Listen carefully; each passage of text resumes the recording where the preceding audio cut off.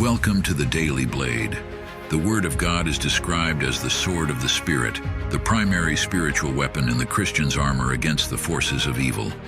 Your hosts are Joby Martin and Kyle Thompson, and they stand ready to equip men for the fight. Let's sharpen up. All right, man, welcome back to the Daily Blade. This week, I want to do a deep dive in the traits of a godly friend. Kyle and I spend an inordinate amount of time talking about your need for mat carriers or your need for foxhole brothers. And again, we cannot emphasize it enough.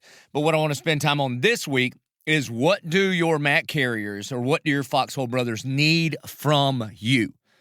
Like, what do you need to provide to be the kind of mat carrier for them that they need? That's where we're going to go. So today we're just going to look at one verse. 1 Corinthians chapter 11, verse 1, the Apostle Paul says this. He says, "Be imitators of me as I am of Christ." Another version, I think it's the NIV, says, "Follow me as I follow Christ." Let me say this.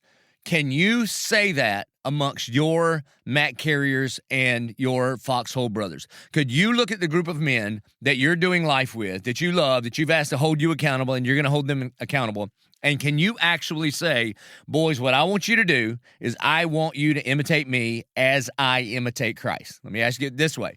Do you live a life worth following? Well, one of the best things that you can do for your friends is get real serious about your walk with Jesus so that you could say this. I'm not saying that you're perfect, but that you are pursuing a deep and abiding relationship with Jesus.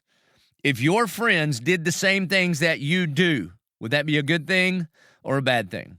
You see, most of the time, discipleship is caught, not taught.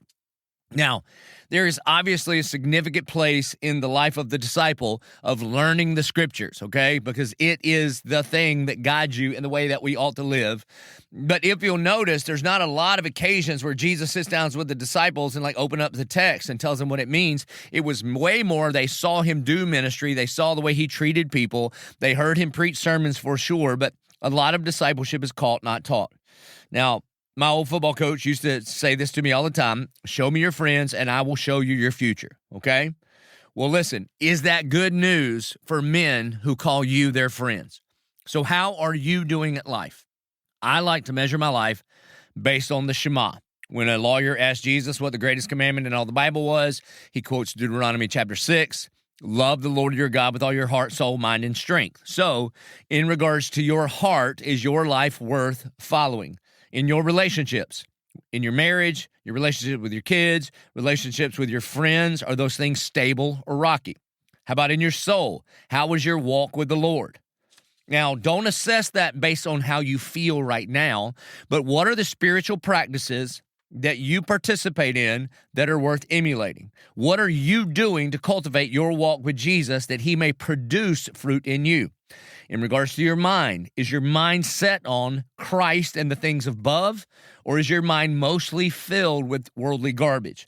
Are you mentally fit, or are you fragile? What describes your mentality? Is it faith and prayer, or is it fear and worry? And we're supposed to love the Lord our God with all of our strength. So let me ask you this. Are you strong? Are you physically fit? Are you financially fit? Are you vocationally fit? The reason I bring this up is, again, Kyle and I talk about this all the time. You are not fighting for you alone.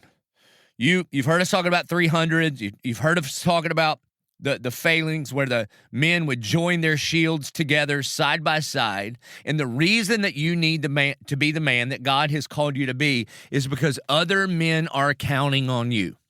So what changes in your life do you need to make, not just for your benefit and not just for your family's benefit, which is very, very important, but what changes in your life do you need to make for the sake of the brothers on your right and on your left?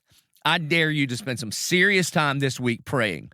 God, what areas in my life do I need to make significant changes in, heart, soul, mind, or strength, in order that I might rightly look at the men around me, not say I'm perfect, but I am pursuing Jesus as he pursues me, and that I could say, be an imitator of me as I am of Christ. Amen. Thank you for listening to today's episode. Before you go, if you want to help equip other men for the fight, share this podcast around and leave us a 5-star rating and review. Stay sharp.